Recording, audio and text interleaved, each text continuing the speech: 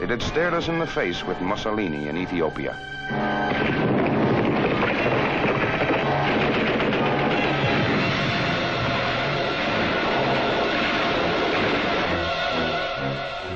Ethiopia's emperor, Haile Selassie, made his protest to the League of Nations, but nothing was done.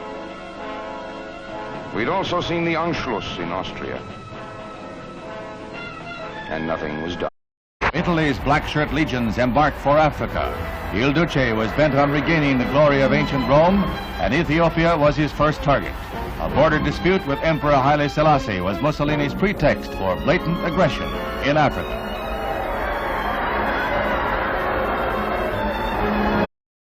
Faced with the threat of League boycott, Mussolini nonetheless massed his legions and without even a declaration of war, rolled across the Ethiopian frontier into the mountain fastnesses of Haile Selassie's kingdom.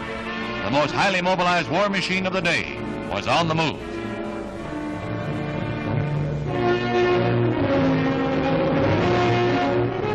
Against the attack, only high-spirited but poorly armed and disorganized tribal forces could be mustered by Haile Selassie.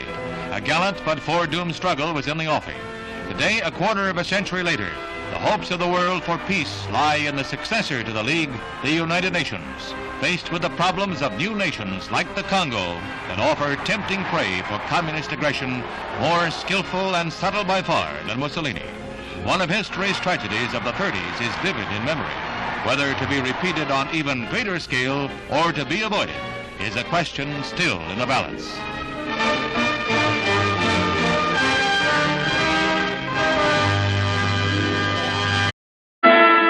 October 1935. Mussolini's fascist army invaded and conquered Ethiopia in 7 months, using the weapons of modern warfare against the people who still fought with spears and primitive firearms.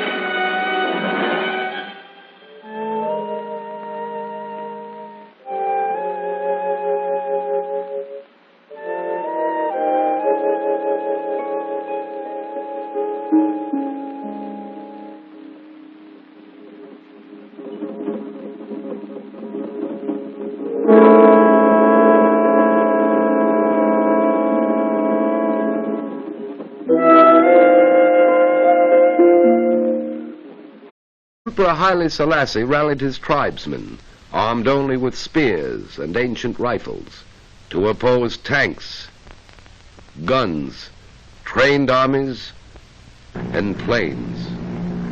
The slaughter continued for little less than 2 years.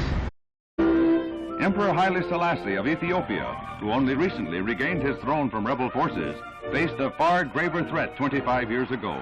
The whole world watched as the Lion of Judah led his primitive troops in defense against aggression by Mussolini's legions. The emperor journeyed to the front to lead his personally, but valor was to prove insufficient against Italy's modern armor 25 years ago.